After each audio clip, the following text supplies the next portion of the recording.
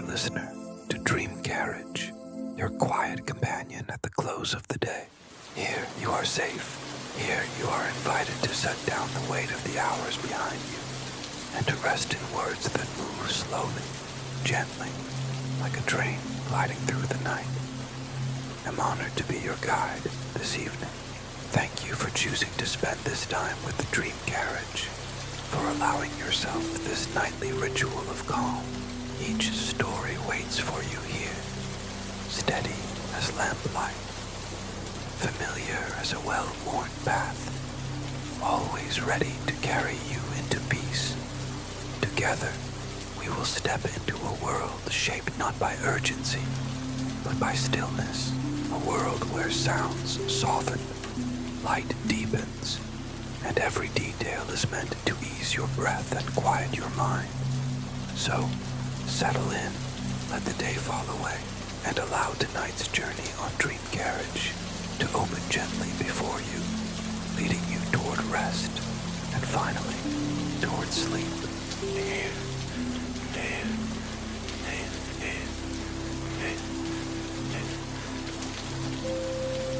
Once upon a time, winter fell suddenly upon an entire kingdom and never turned to spring.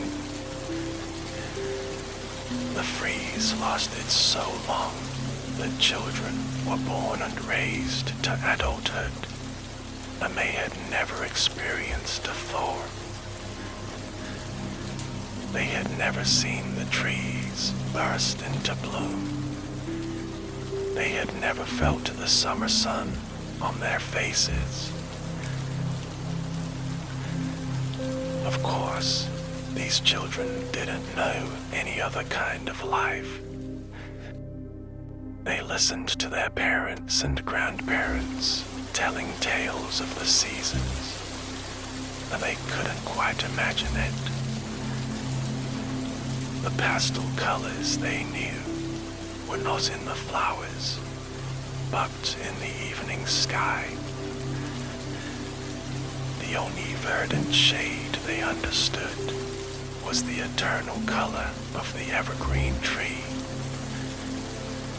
And of course, most of nature was simply white.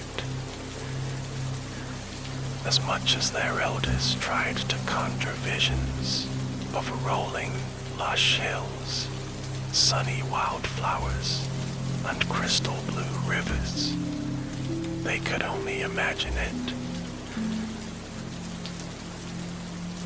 The question of why this eternal winter had begun was never truly answered. However, one thing was certain.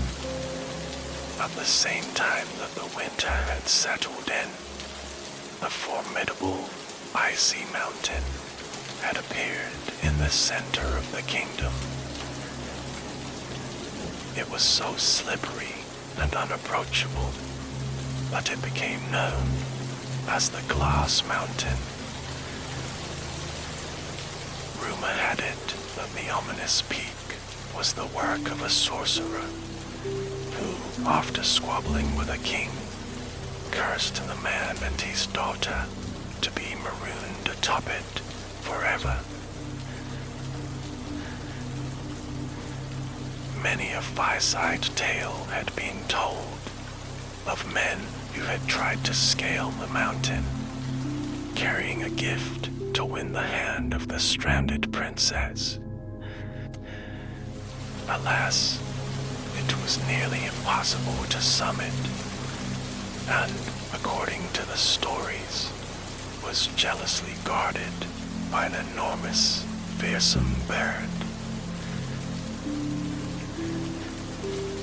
Every suitor who had attempted the quest had failed, ending up back at the bottom of the slope. Even those who had the sense to use an axe or an ice pick as leverage eventually had to let go of their tool in order to battle the monstrous bird. To ascend the mountain and outlast the bird's advances seemed impossible. from brave knights to humble local farmers. It seemed that no one could conquer the glass obstacle and reach the princess.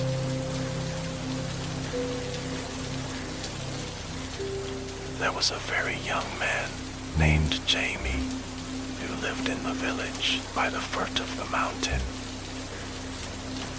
He had grown up in the shadow of the enormous monument of ice, hearing the stories and seeing one hopeful adventurer after another meet with failure. Like all the others his age, he had never known any season but winter. Although he found stories of the summer intriguing, he didn't know why he should yearn for it. However, Jamie did love a challenge. He was a very clever boy. He had a great many chores to complete each day in order to help his parents make ends meet.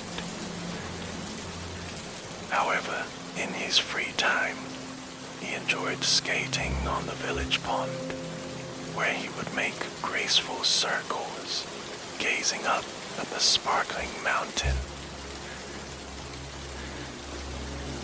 As he came of age, he dreamed of being the one man who could reach the princess and woo her.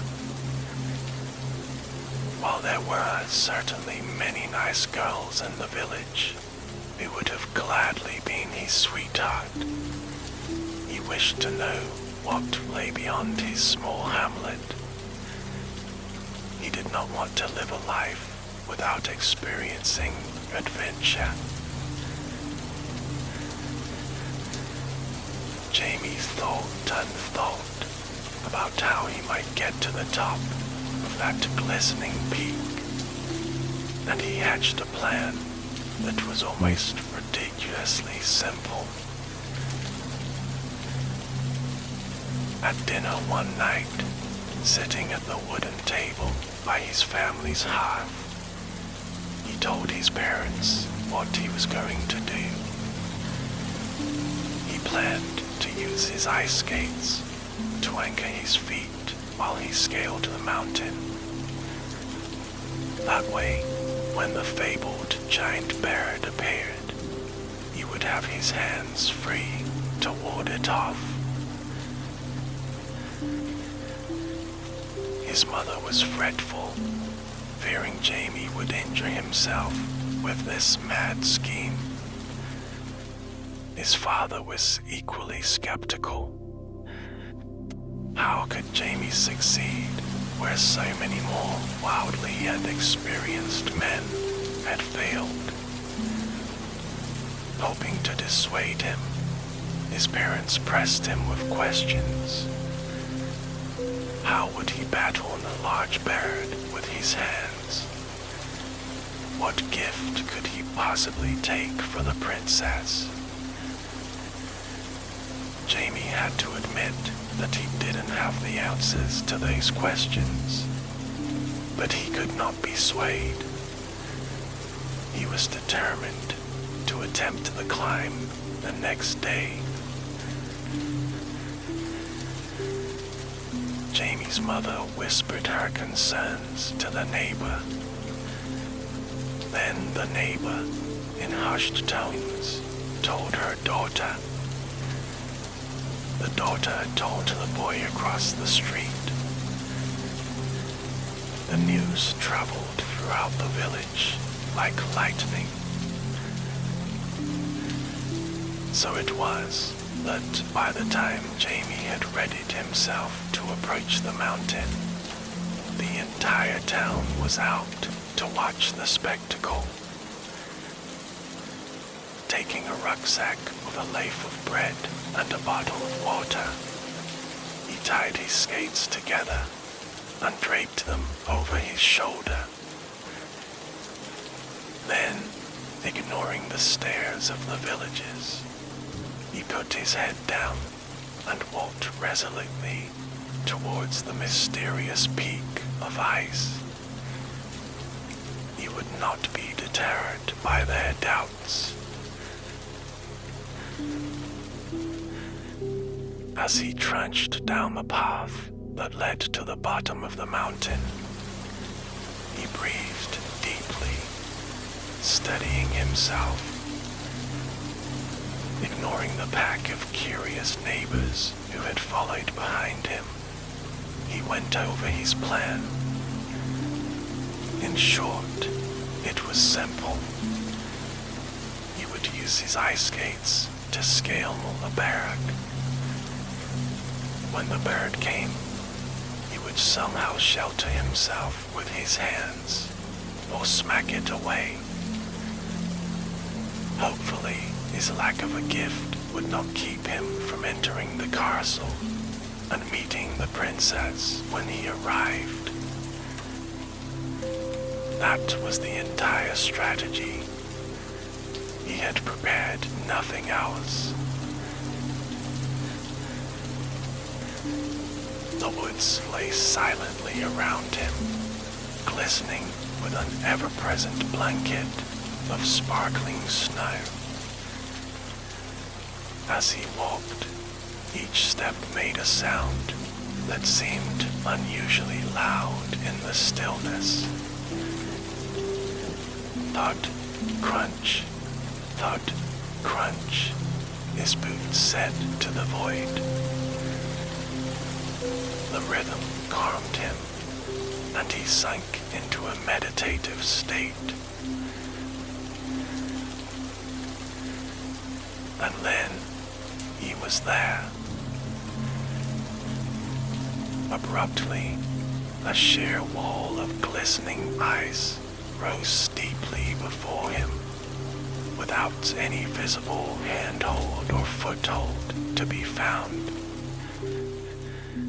Jamie was aware the villagers were watching from the forest. He dropped his skates from his shoulders and removed his rucksack. Then, sitting on a large rock, he removed his boots, donning the skates in their place. He put his boots in his rucksack, for he imagined he'd need them when he reached the top. Then he turned and faced his greatest obstacle head-on. Putting the rucksack securely on his back, he took a tentative step, lodging the pick of his skate blade into the ice. Then, stepping up, he placed the other skate blade slightly above it. The hill was steep, but the incline was just enough that he could lean forward, balancing himself on the slippery surface with his hands. Continuing slowly with one foot above the other, he began the climb. Jamie didn't allow himself to think about how much time was passing or how much energy he had left. Pick, step, hoist. Pick, step, hoist. He willed himself into the slow pattern of the ascent, looking neither right nor left, and certainly not up or down. The gaggle of villages soon faded into the background of his consciousness. As his climbing continued, he became vaguely aware that he was moving out of the shadow at the bottom of the hill. He was reaching a height at which the chilly rays of the winter sun lit the ice in his path. And what a sight it was! Simultaneously translucent and impenetrable, the mountain seemed to contain infinite mirrors that reflected the light from outside. Unlike an ordinary mountain, this one glittered as if it had been made of faceted crystal. As he rose farther and farther upward, the sunshine the mountain was reflecting became almost blinding in its power. It refracted again and again inside the icy slope, casting its brilliant rays outward and into his line of vision. Rather than making the air feel warmer, however, the brilliance was accompanied by an increasing chill. In fact, Jamie felt that he had never been so cold. An icy breeze seemed to blow constantly around his head and shoulders, creating an incessant whistling that droned on in his ears. He didn't know how much time had passed, but Jamie's reverie was eventually broken by another sound. A distant bird call floated on top of the wind. First, it seemed far away, and then it began to feel closer. Turning his face upward, he tried to spot the source of the noise. He knew it must be the infamous bird he had been expecting. At first, all he could see was the dazzling sunlight. Then, from nowhere, a pair of unnaturally large wings blotted out the sun. This would have been a relief to him, except that he knew the bird was coming straight at him. And then it was upon him. In a flurry of wintry white feathers, the massive beast was beating its wings about his head. Digging his skates more securely into the mountain, he instinctively protected himself, ducking under his hands. He tried reaching out to swat the bird, but it already had him at a disadvantage. He knew if he didn't think of something soon, he would lose his balance and slide back down the mountain like every other adventurer before him. Turning his face boldly upward, he spied the feet of the bird hovering above him. Without thinking, he flung both hands upwards and gripped its black legs tightly, one in each hand. The animal shrieked with indignation. Then it began to rise. It flapped its powerful wings, sending a light shower of frost scudding across the mountainside and over Jamie's face. Jamie hung on for dear life, and the bird began to fly upward, dislodging his skates from the ice. He was ascending, going up, up, up, and then he was aloft. As if attempting to escape the tiresome burden at his feet, the white eagle threw all its energy into the flight, carrying Jamie far into the sky and lifting him upward to the top of the icy mountain. At first, his eyes were scrooged tightly shut. After a few moments, however, he tentatively opened them and looked downward. To his amazement, the glistening ice sped by him. He was moving faster than he ever had before. To his side, he could see beyond the mountain, onto the snowbound landscape below. Miniature houses, miniature trees, and tiny winding roads created a storybook world that seemed unreal. The view was a true marvel, but his skates were heavy, and Jamie began to feel that his arms would not be able to hold much longer. The bird had stopped ascending.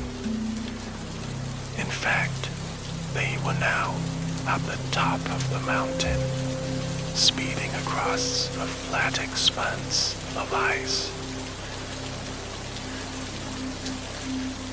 But just when he knew he couldn't last another minute, he saw a single shining golden tree appear ahead of them. It was standing all alone in a world of frosty white, sending brilliant golden light in every direction. Alive with an appearance of warmth, its many small leaves seemed to subtly move, as if the trees were the only living thing around. Jamie wasn't sure this landing would be soft enough, but it was his only chance. As the bird swooped over the tree, he let go. He landed hard and was surrounded by a musical vibration that sounded like 1,000 chimes. It took a moment for him to recover his wits, but when he did, he cautiously sat up. Looking around him, he realized he was inside the largest bird's nest he had ever seen. As he took in the golden canopy around and above him, he saw that the center of the nest contained a massive, glittering egg. Brilliantly gold in the sun, the egg was big enough to fill his entire rucksack. Examining it further, he saw that it was rooted to the nest by a layer of ice and frost. It seemed to have been there for a long time. Crawling gingerly closer to the egg, Jamie ran his hand over it. Pushing it lightly, he saw that it was frozen in place. He would not be able to dislodge it without risking a fracture. However, he wanted this egg. It was the one thing he had found that might serve as a gift to the princess. Sitting back on his heels, he thought hard. Then he had an idea. He reached back into his rucksack and pulled his bottle of water from the warm place inside. Uncapping it, he slowly poured the lukewarm water over the egg. As he had hoped, It was just warm enough to melt the frost and ice on the egg. Slowly but surely, the icy coating contracted and disappeared, and the golden shell of the egg emerged.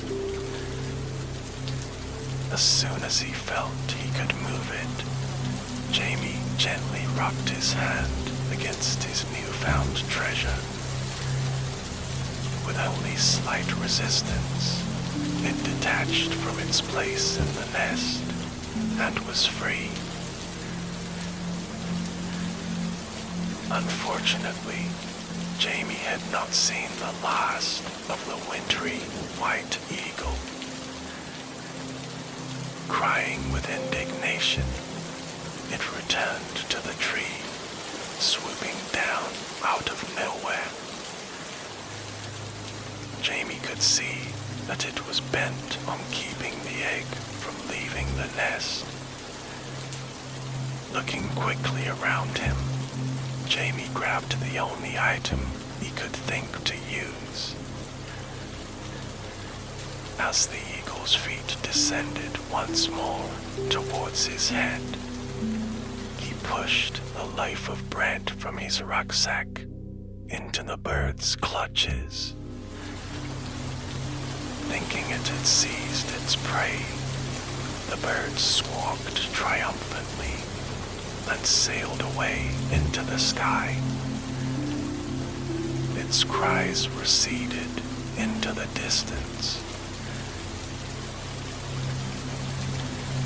Jamie sat still for a moment, breathing a sigh of relief. When he was sure the eagle was gone, he turned back to the egg. Removing his boots from his rucksack, he gently nestled the egg inside, securely closing the flap.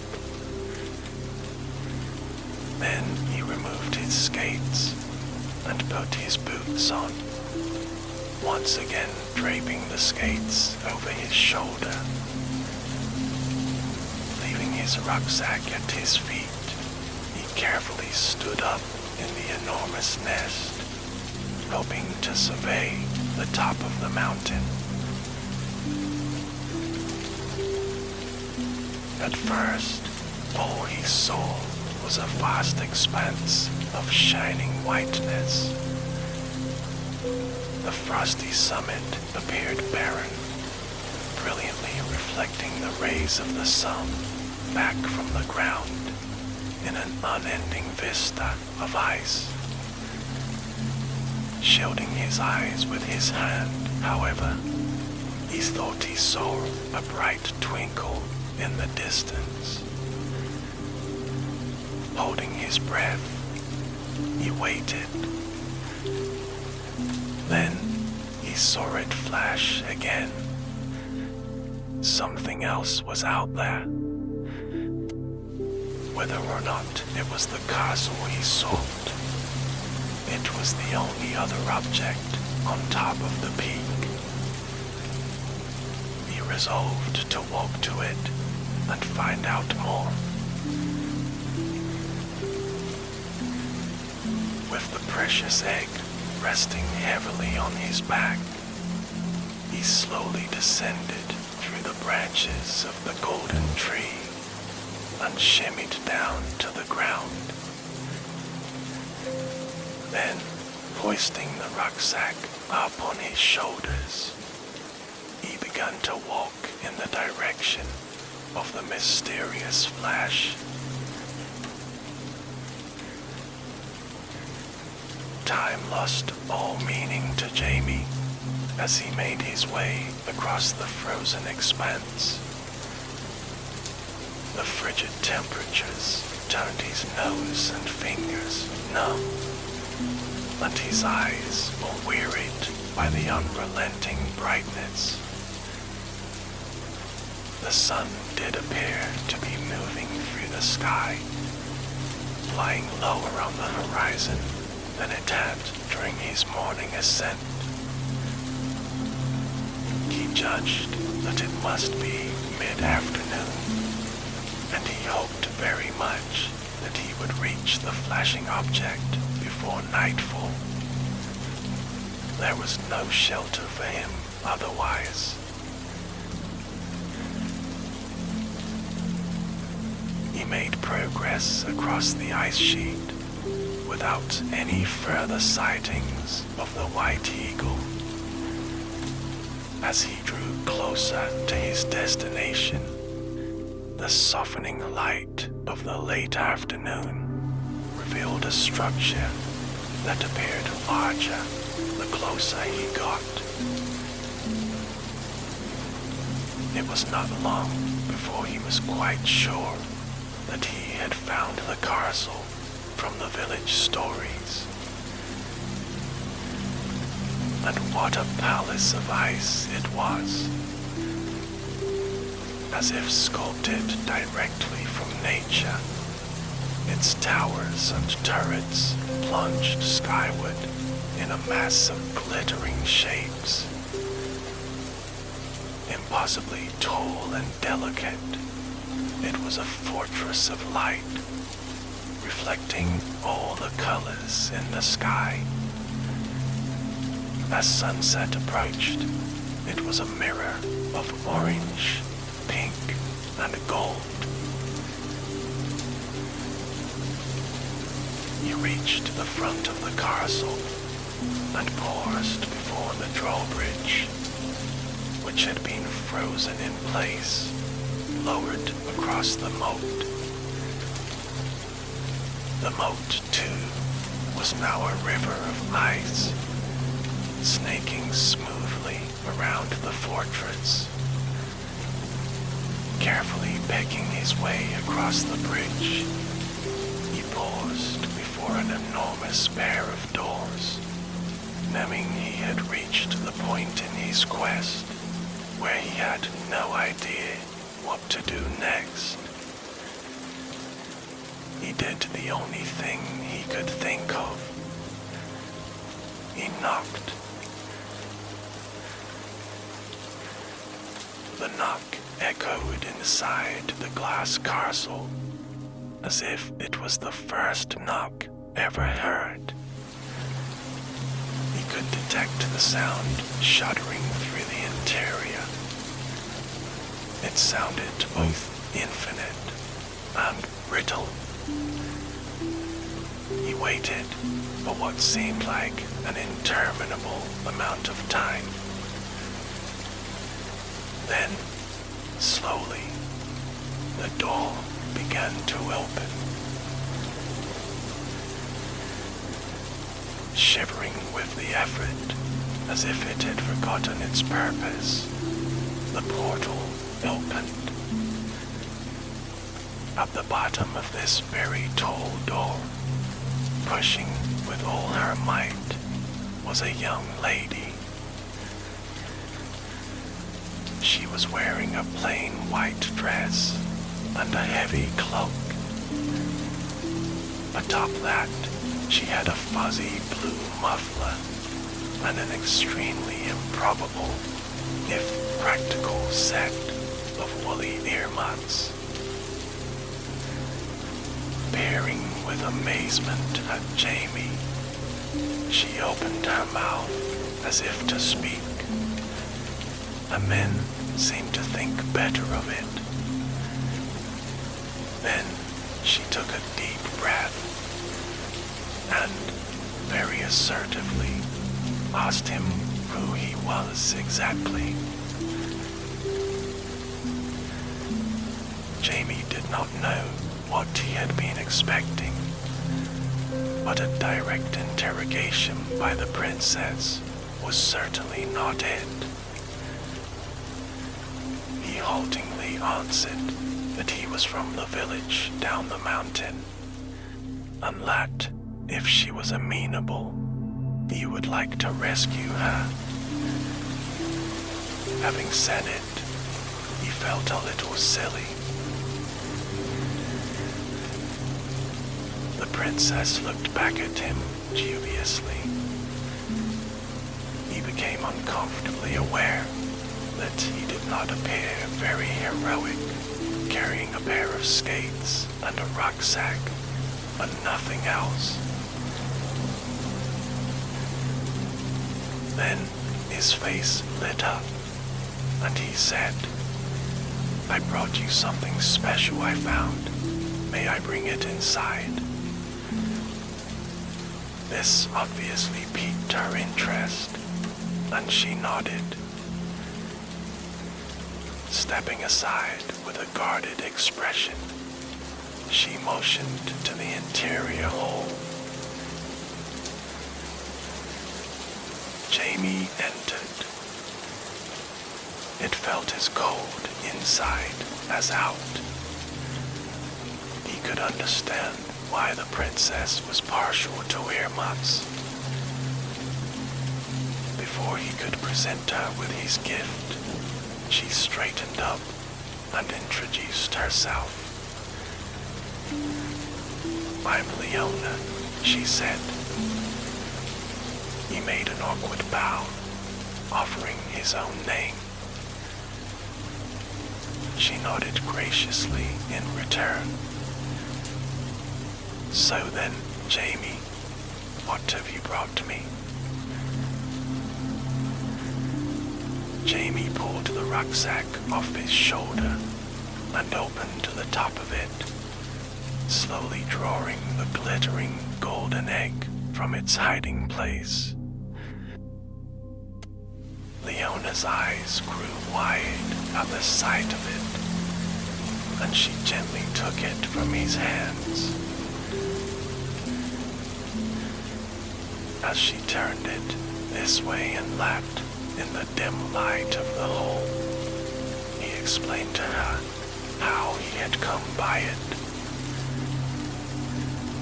Upon hearing the entire story, she said that she had seen the white eagle often flying around the mountain, and that she suspected it was the animal form of the sorcerer who had once cursed them.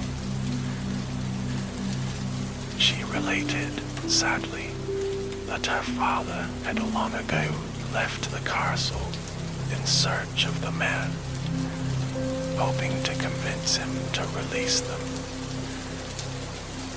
Alas, he had never returned. And so, she had been here, not knowing how much time passed, never aging all these years. Jamie expressed his regret for her unfortunate situation, but Leona appeared to be distracted by the egg in her hands. Shifting it from palm to palm, she said, "Jamie, the egg is getting warmer." As he watched, the egg began to look luminous, as if lit from within. The shell, which had been a static canvas of gold, appeared to be shifting and moving. Unsure of what to do, Leona set the egg in the center of the flagstones and stepped away from it. As they watched, the egg grew brighter, and the hole was suffused with a golden light. Leona pulled off her muffler, exclaiming that she felt rather warm. And Jamie realized he was feeling quite hot as well. Instinctively stepping back farther from the egg, they realized that the hole had begun to drip water all around them.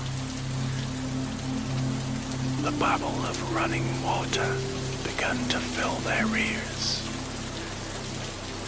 It was melting. Without discussion, they pushed the doors of the castle open and rushed outside across the moat. Turning to look at the castle, they saw an incredible transformation taking place. The structure was melting from the center outward, and a bright light was shooting up into the twilight like a geyser of fire. With a low rumble, the center caved in, splashing water into the frozen moat. To their great amazement, a fiery orange and red bird soared upward and paused, flapping its wings over the remains of the ice castle. With each downward motion, it sent rivers of warm water outward, thawing everything inside the moat and flooding the area around it. Jamie could see that they had to get off the mountain as soon as possible. As the great phoenix swooped and called out over their heads, he decided to take a risk. Dropping his heavy skates on the ground, he told Leona to hold tight to him. She complied, linking her arms around his neck. Then, as the beautiful bird swooped close above their heads, he grabbed it by the feet, holding on as tightly as he had done to the frosty white eagle on the way up the mountain. Without protest, the bird carried them into the air.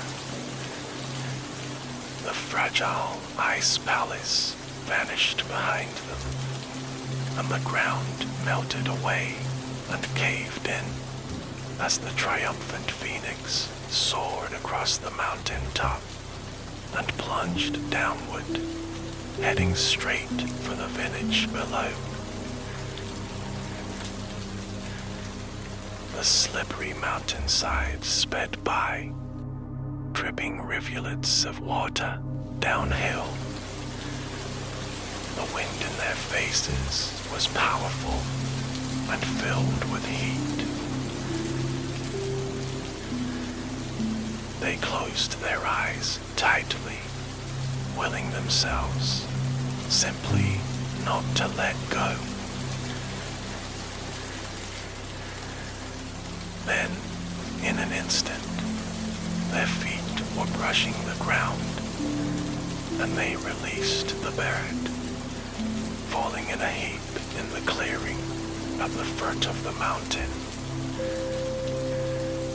The bird surged upward, a fantastic glowing orb in the night sky, and vanished into the distance with a cry. A shower of sparks dispersed in its wake, drifting to the ground like a meteor shower. Jamie and Leona lay in the wet snow, facing upward as they tried to catch their breath. Then, after a few incredulous moments, they turned their faces to each other and laughed. They had done it. Leona was free, and Jamie was home. The villagers had long ago given up on watching his climb and had gone home to their hearths and their warm dinners. Nobody was there to see him trudging homeward in the moonlight with an unfamiliar young lady on his arm. It was a great surprise to his parents, therefore, when their son made a miraculous reappearance on their doorstep. His mother was so beside herself that she spilled the stew.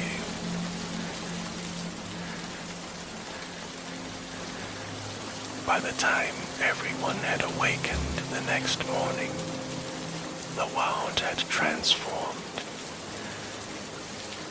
A warm, steady rain was showering the entire land, and the snow and ice had almost completely melted. It was a whole day before the water stopped coming, and the sun came out.